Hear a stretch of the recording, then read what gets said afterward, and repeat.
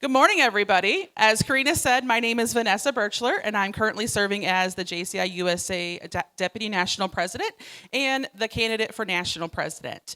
I'm very excited to be here with you all this weekend. This is home for me, as I am from Illinois, so we're part of the Mid-America Institute. So a little bit about myself, just to kind of introduce, because I see a lot of new faces in this room, which is super exciting.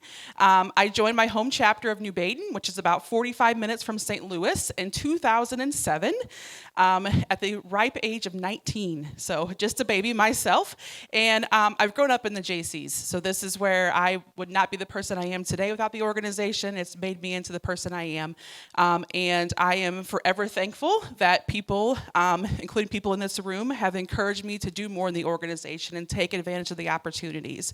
So I'm here to help you get the most out of those opportunities as well, and embrace everything that JCI can offer to all of us.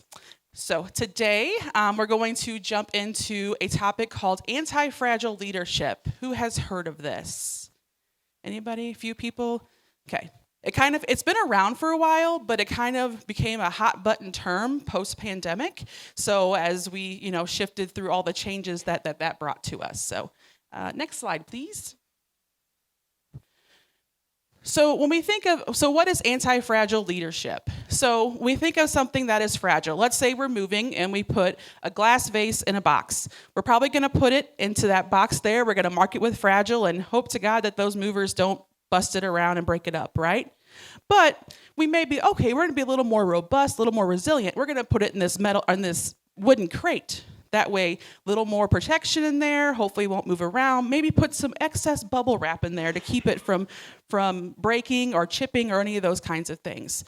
Anti-fragile leadership isn't about making sure something's protected. It's about putting it into a box and telling and saying, let's please mishandle this so we can make it better. Just imagine if we could mishandle that glass vase in there and it turned into a diamond. That's what anti-fragile leadership is. It's about trying to make ourselves better, not about being robust or resilient, but how to navigate where the next time we encounter that problem, it's not an issue for us. It's just we know what to do and we can get past it. Next slide. So any of you in this room may know this, that let's say 5, 6, 7 years ago, I was not the best public speaker. Whenever I would, for instance, when I was state president and I spoke at the Mid-America meeting at the Speakers Showcase, I would have this packet of papers, my whole speech, and I would read it like this and look up every 5 seconds, maybe, something like that. So obviously, I got a lot of feedback that we needed to improve on that, right? So over the course of time, at first I was like, okay, I'm gonna learn this, but I'm gonna be able to look up for 10 seconds at a time instead of 3 seconds at a time. Well, that's still not good enough, right? So over the course of time, I'm like, you know what? I need to become comfortable with this. And people helped me to see how to become comfortable with this. How I had to learn how I learned how to memorize a speech. I had to learn my speaker style. And through that, I became anti-fragile. I can stand up in front of a room of people and I can speak to them. Sometimes I'm still very nervous, but that's okay. But I can do it with confidence and ease. So through that process of kind of getting beat up a little bit and people talking me through how to become better, I become anti-fragile through that process. So this graphic, I thought it was very interesting to kind of describe the terms a little bit differently. Fragile's gonna break, resilient, it's gonna bounce off, and you're gonna figure out how to keep going. But anti-fragile is about going around it and becoming better. Next slide, please. So why should we become anti-fragile leaders? It's right here, the JCI tagline, developing leaders for a changing world. Anti-fragile leaders are people who adapt to the change that we experience every single day in this world. Next slide. So being anti-fragile means being kicked around. That doesn't necessarily mean that, I'm actually going to hit you, but it means that you're going to challenge yourself and you're going to think about ways that, you can adapt and overcome, and how you as a leader can, how you as a leader can start, pushing yourself outside your comfort zone. What can you do to become leader? We all know we have weaknesses, right? We all have ways that we would love to be better, that you could say, I would love to be able to stand up in front of the room and speak like Carol Pickleman does. Or I would love to be able to mentor somebody like Will Henshaw does. We don't just become better at those things. We have to put ourselves out there, get kicked around, and learn from our mistakes. So I asked you to think about what are some like negative feelings you experience. Think about those times that you experience something and you're like, oh man, that was really uncomfortable for me. And think about how you can become more comfortable in that situation. And that's how you become anti-fragile. When those negative feelings don't bother you anymore, that's when you've surpassed that and you're becoming more than resilient. You're becoming an anti-fragile leader. Next slide. Good old Jenga blocks. Oh, look at that. So fancy. Okay, anti-fragile leaders. So obviously we can tell this Jenga tower is probably on the brink of falling over any second, right? So that would be a fragile system, one that is going to be affected by the smallest variances in the system or whatever is going on. So a robust system is one that can overcome, but an anti-fragile system is one that gets better. So when we look at this one, granted, we pull that one out, we still might have a lot of trouble on our hands there, but there's going to be ways to navigate around it without knocking that Jenga tower over, unlike that first one for sure. So, and being anti-fragile is about doing things better than we originally did. When they started this Jenga tower, they did not think about the fact that, wow, maybe we should make sure this thing stays, all in a line. So being anti-fragile is about looking at this and thinking about the future and what we can do to make sure that that Jenga tower is going to last as long as possible. We all know every Jenga tower eventually falls, though, right? So, next slide. So, disorder and disruption, uncertainty, they're all realities in our world, right? We all remember these images all too well, correct? So I have a very distinct story about the lead up to the pandemic. It was probably like November, December of 2019, and we have these fancy office chairs at work.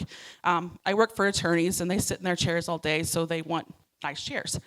And one of them broke, but it was still under warranty, so I was tasked with getting the chair fixed and all those kinds of things. And the parts had to come from China. And it was November, then December, and still nothing. I would chat with the company, and they were like, oh, they're coming. They're like, but the factory's closed down in China for a virus. And I'm like, what in the world is this? Little did we know, 3 months later, we would be living that same reality. And the COVID pandemic taught us that we are a fragile system. We can try to be resilient, but we're not anti-fragile. So we soon discovered that children learn differently when they're not at school. We discovered how people are so lonely. Sorry for the PTSD there, Carol, about teaching your children at home. So, and we soon learned that, that loneliness plagued us all, and that our economy felt the strain, and that, that if we would have had an anti-fragile mindset and thought about this, in November of that year when this virus in China, started to become a thing, maybe we could have adapted and persevered a little bit better and been more anti-fragile than just trying to figure out how we're getting from one day to the next. Because I think we all can say that, right? We were told, oh, it's 2 weeks. Oh, it's 1 month. And we just, okay, we'll get through that 2 weeks. We'll get through the next 2 weeks. And none of us ever actually were able to get ahead and try to figure out how to become more anti-fragile in that situation. Next slide. So how do we embrace this new approach of understanding and become more anti-fragile leaders? So, just a minute. Telemarketers on a Saturday morning. That's ridiculous. That was going to bother me. Sorry. I had to turn it off. In this post-pandemic era, we have to embrace a culture of understanding and thriving in the realities that are around us. So how do we do that? So to build anti-fragile teams, we have to have a thriving team. That's what an anti-fragile team is. It's thriving. Whereas if we're being resilient, we're just surviving, just trying to get from one day to the next.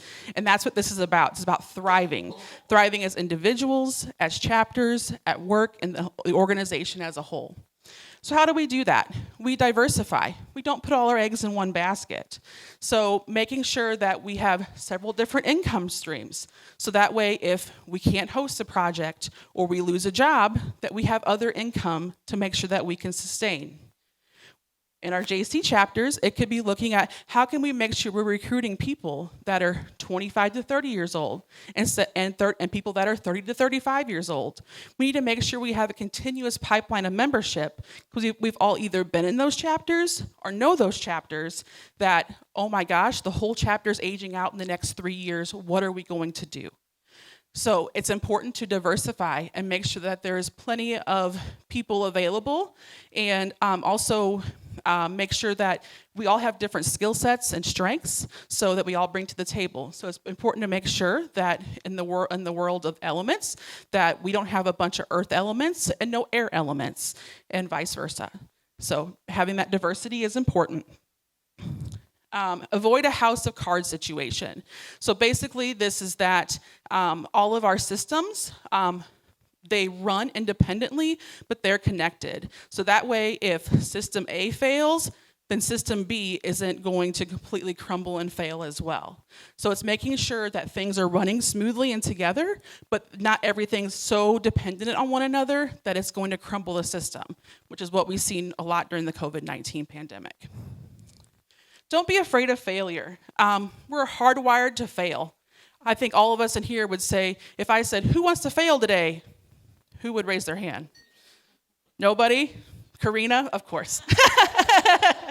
So, but it's okay to fail. Now, not saying you go out and lose your JC chapter, $100,000, or you bust some big deal at work or something like that.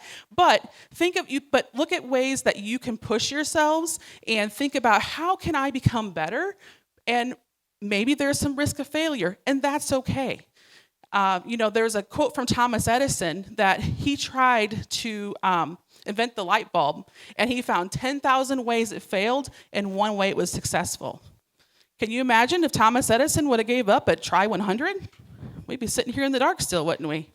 So, probably, right? So it's important to embrace that and keep trying. Obviously, use our common sense and don't do anything that would be catastrophic, though. So that kind of goes into the experimentation from calculated risk thing that's up here too.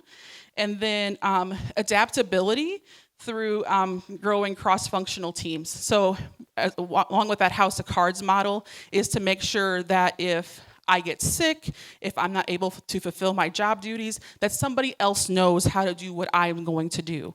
So that is highly critical in building an anti-fragile system, is that the system can go on as long as somebody else knows how to do that, and it's cross-training for those kinds of things. Continuous learning and improvement. So it's always looking to be better. We all do it. We all get complacent. We're like, okay, this is great. This is working well. We're not going to do anything. But being an anti-fragile leader is about looking for ways, even the smallest ways, to do better. So an example of this is that my home chapter runs an event, like many of you, that has been running for 20-some odd years, right? So we kind of got it figured out, right?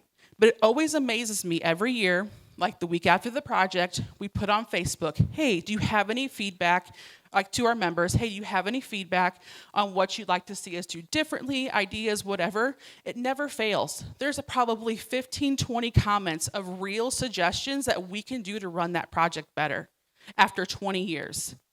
So it's things like that. It's thinking about what are those small things we can do that make this just a little bit better, make this a smoother process, make it a better experience for our members. So it's always thinking about those kinds of things. Anti-fragility is about understanding and making sense and responding and adapting in a way that allows us to continue to grow and evolve through the organization. Next slide. Everybody knows this, right? The JCI mission statement: to provide leadership development opportunities that empower young people to create positive change. There's 3 verbs in that sentence. Anybody know what those 3 verbs are?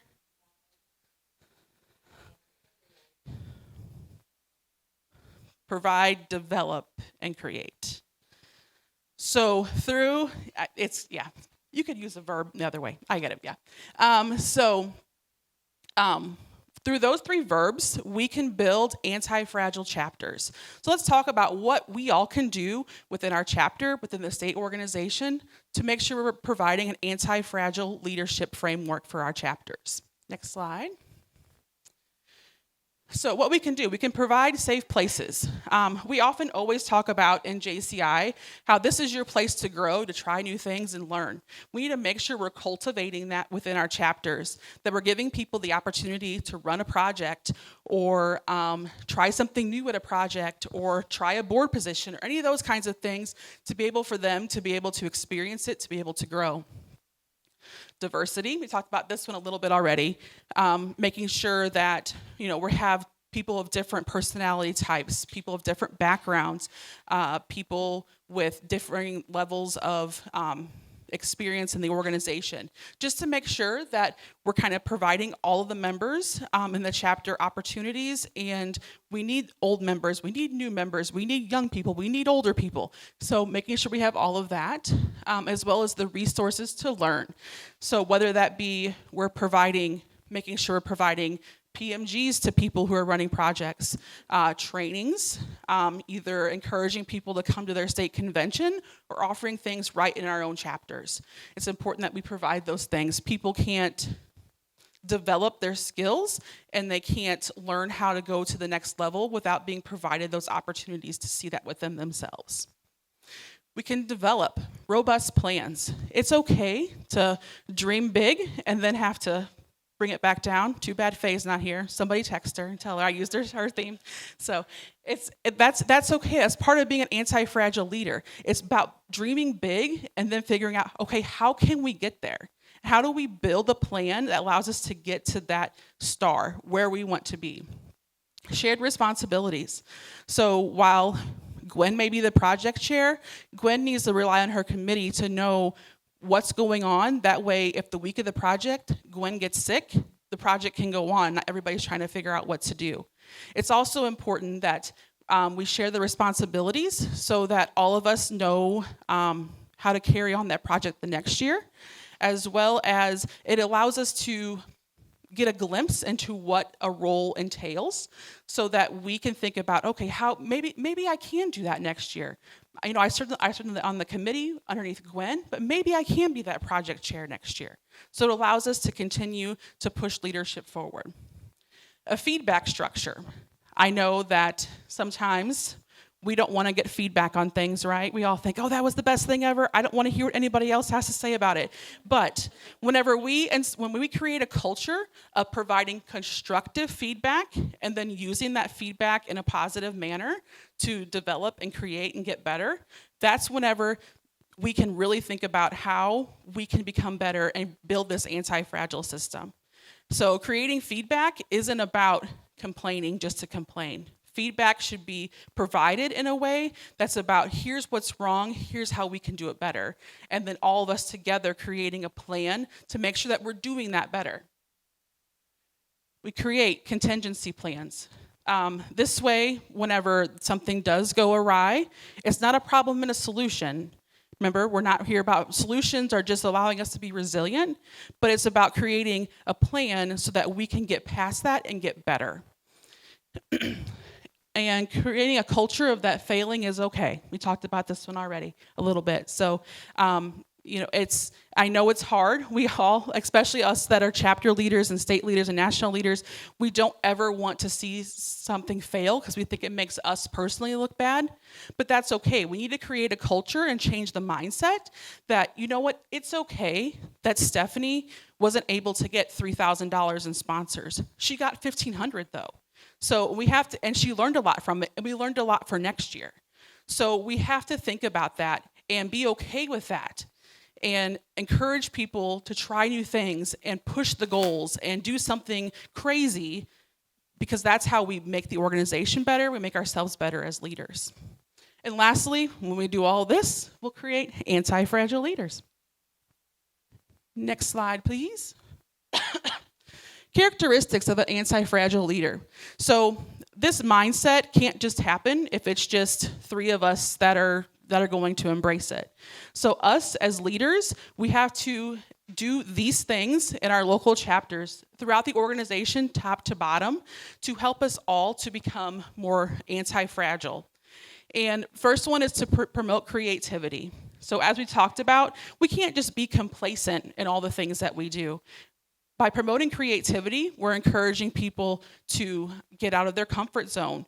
We're thinking about where we could take this project, where we could take this chapter, and about trying those new things that may change the course for our chapter. We could try this project and we end up recruiting 10 new members. Or we could do this and we can dump that other project that nobody likes but makes us a lot of money. So by promoting creativity and that environment of creativity, then we can all build and be better together. Embrace diversity.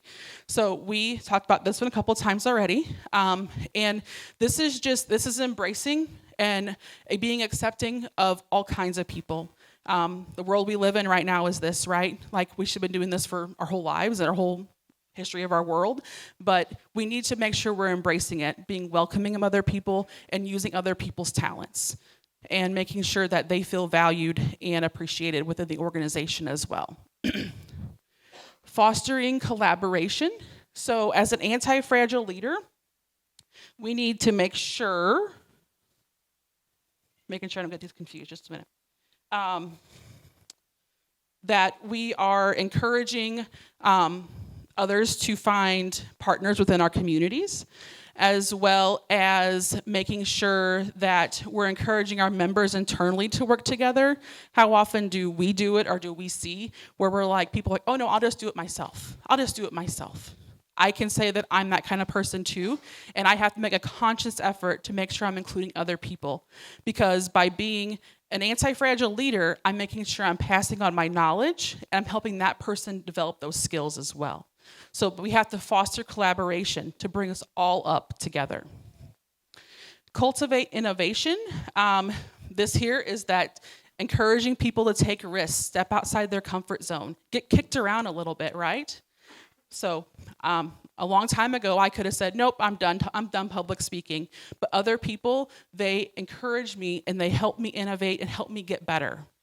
And all of us in this room can say that we have done that, or that there's something that we would like to be better at. So cultivate innovation, encourage people, mentor them, give them a helping hand to be better. Empower individuals. So empower people to take advantage of the opportunities within this organization.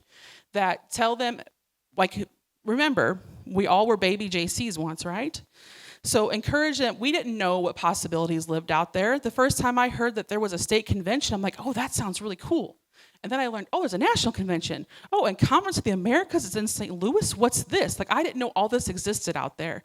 So it's about empowering people and having them see those opportunities and having them be able to see that they can do those things. I watched somebody chair a project in my chapter. I'm like, I could never do that. And I did it, and I've done it. So it's about, and I did it because other people told me, they said, hey, Vanessa, we think you can do that. And because they believed in me, I believed in myself. So making sure we're empowering people to continue to do and think outside the box and grow is how we build anti-fragile leaders. Next slide. It's our responsibility to be better, and we can do that through being anti-fragile leaderships. So it's not just my responsibility to be an anti-fragile leader, it's all of us in this room to do those things, to provide, develop, create, to have those characteristics of those anti-fragile leaders, to build up others, whether it is we are just a simple JC, don't hold any kind of title in our chapter, to me up to the national president. It's up to each and every one of us to make sure that we are empowering people and also thinking about how we can do better and not just make it from point A to point B to point C.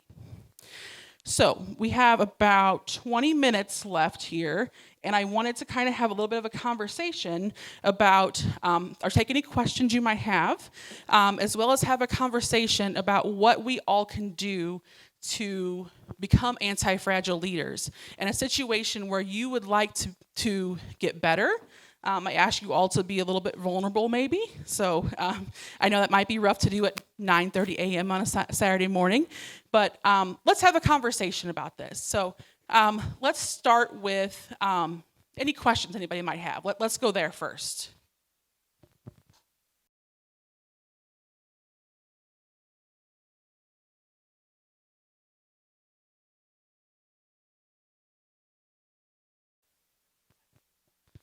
So in an ideal world, and this is ideal world type thing, we all would be anti-fragile leaders, and we all would say that I would come across as a feeling of I'm here to help you, to empower you, not to really beat you up, make you feel bad about yourself. So I think that you if you feel like you're in a sense maybe being bullied, was that a correct term on how you may feel a little bit? Well, right. So, but that's what you're thinking.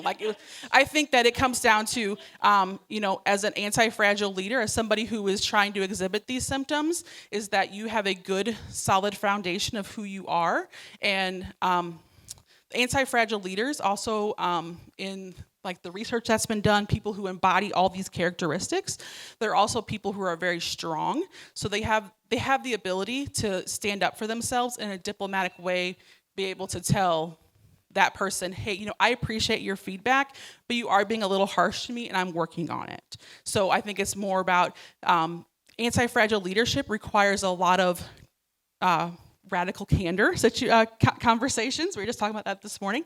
So for those of you who don't know what radical candor is it's giving feedback in a way that is might come across a little bit harsh, but it's also being truthful so that the team can grow and develop together. So it's about you as a leader having to stand up for yourself and kind of stand your ground on those kinds of things. So gotcha. I understand that, because I often felt, I'm like, well, they just don't like me is why they're saying that, right? That we all do that, right? So I think that you, as the person offering that feedback, you have to lead in with things like, I see great potential in you.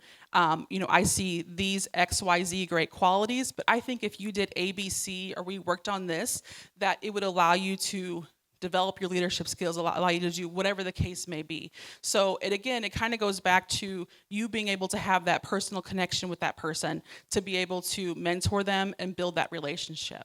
So it takes just having a conversation, and hopefully they understand that you're just trying to help them be a better person. So I think probably most of us within this organization, when we joined JCI, we're like, okay, I'm going to join for the community aspect, but we soon learn that we're becoming better people, and then we want to become an even better person. So hence why all of you have taken the time, the money, the energy to be here today, because you want to better yourselves. So I think somebody in that situation probably would be open to you mentoring them and offering constructive feedback, and in a way that is that's productive for them. So by no means is being an anti-fragile leader being a jerk. It's about, the whole premise is about building leaders in a system that is able to withstand and grow and just be better. So if anything, an anti-fragile leader, while it sounds like it may be a rough and tough term, is probably more so about building those relationships and being able to have candid and radical candor conversations between team members. Yes, exactly. So that being kicked around. So it's perfect. That's a perfect analogy for that. So, yep. If you ever get comfortable, then you're not doing something right, especially within JCI. So that means it's time. That means it's time to find something else to do. You need to find bigger fish to fry. You need to take on that next leadership role, or do whatever the next step would be. So it's about pushing yourself outside the comfort zone for sure. Any other questions? No?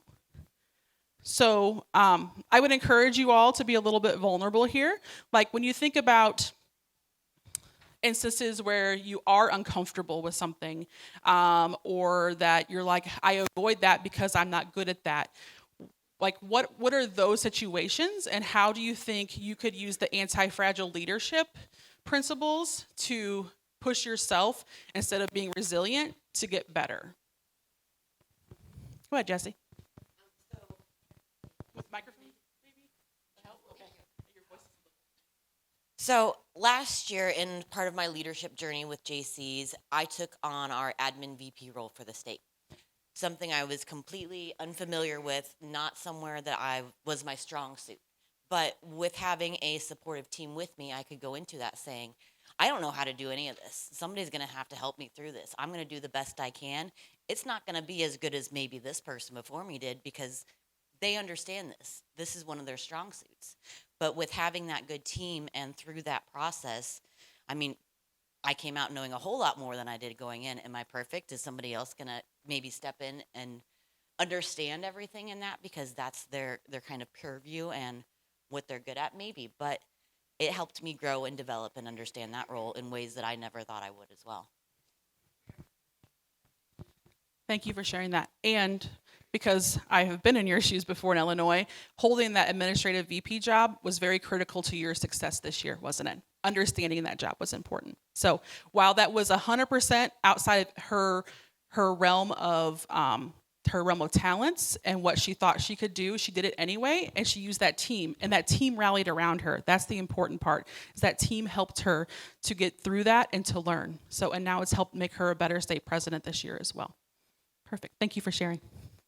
Anybody else?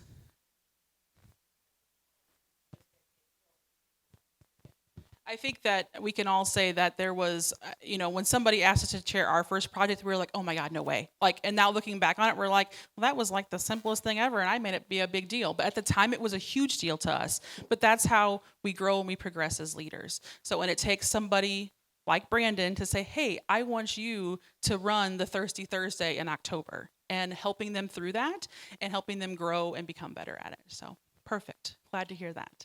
There's another question or comment over here, maybe? Yep. Jen. Sure.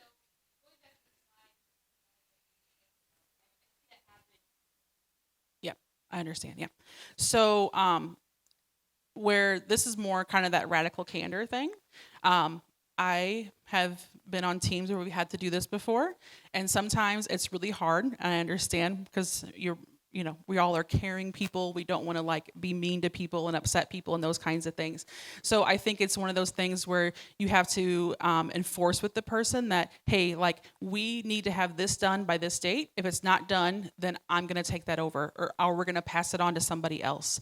And unfortunately in those situations, you could have like a co-chair or co-something with those people, but what's the odds that person is going to actually like engage that person and like empower them and motivate them and those kinds of things. So that's the problem with that. So my suggestion to you would be is to use a lot of radical candor with that person and tell them, we appreciate everything you're doing for this chapter, everything we're doing for this project, but we need you to be focused. And if it's too much for you, that's completely fine.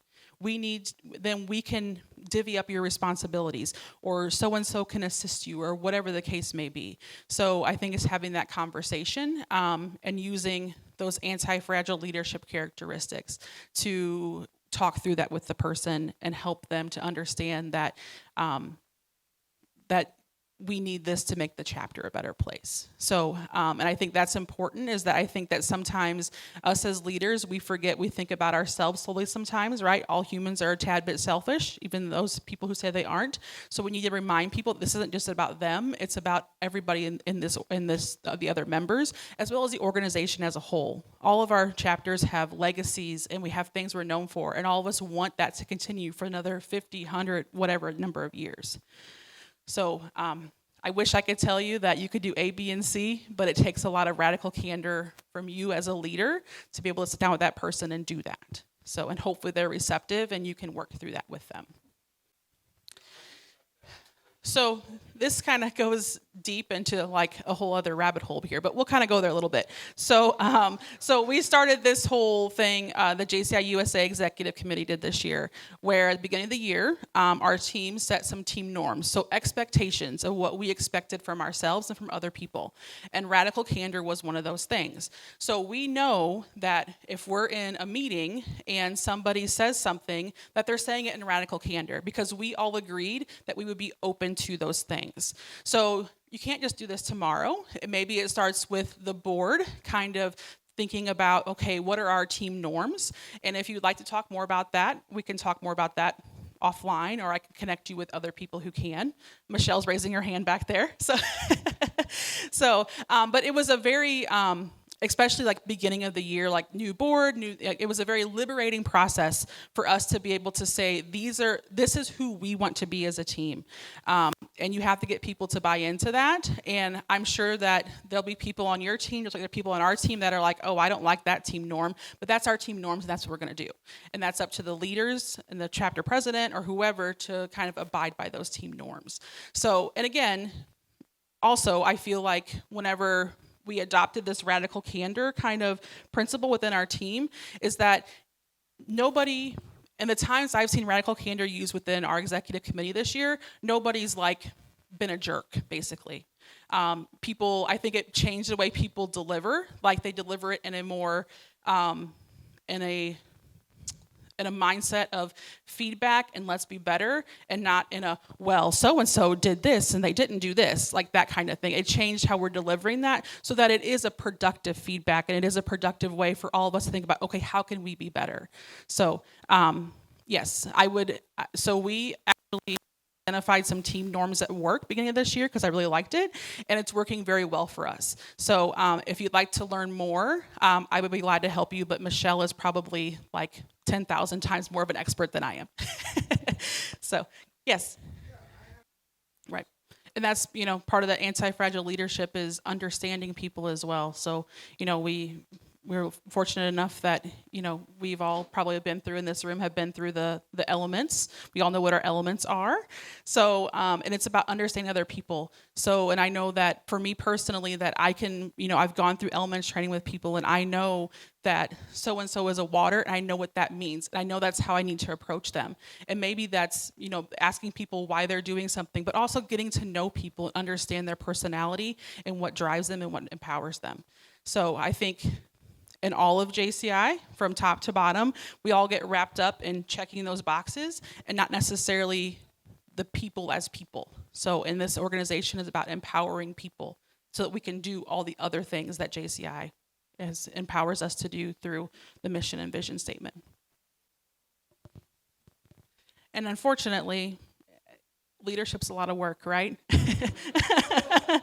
So it requires us all to be a little bit vulnerable, us all to put in some extra time and some extra effort than what we kind of envision it. So, but I can tell you that I've been a part of a lot of teams over the past 17 years, and by having those team values, those kinds of things, that it's really helped us define who we are and where we want to go. And there has been one instance where like from the very beginning it was said, okay, here are our values and our whatever we're going to follow for the year for our team. And it was said from the beginning that if somebody is doing something that's against that, remind them, hey, that's part of our team values.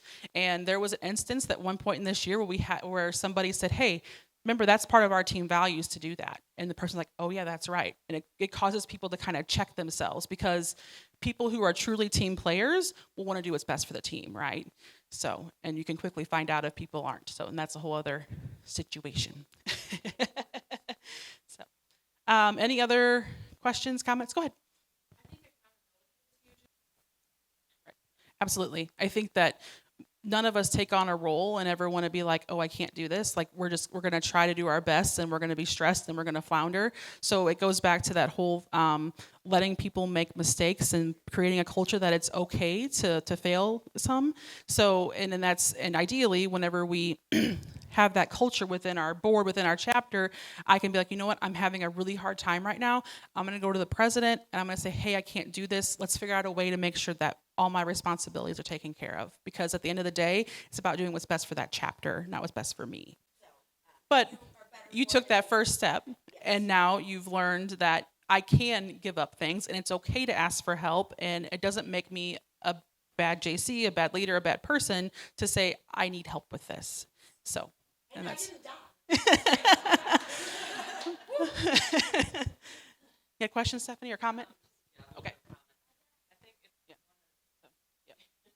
I think that at the core of everything here is that it's important to have relationships with people, to understand people, to know people.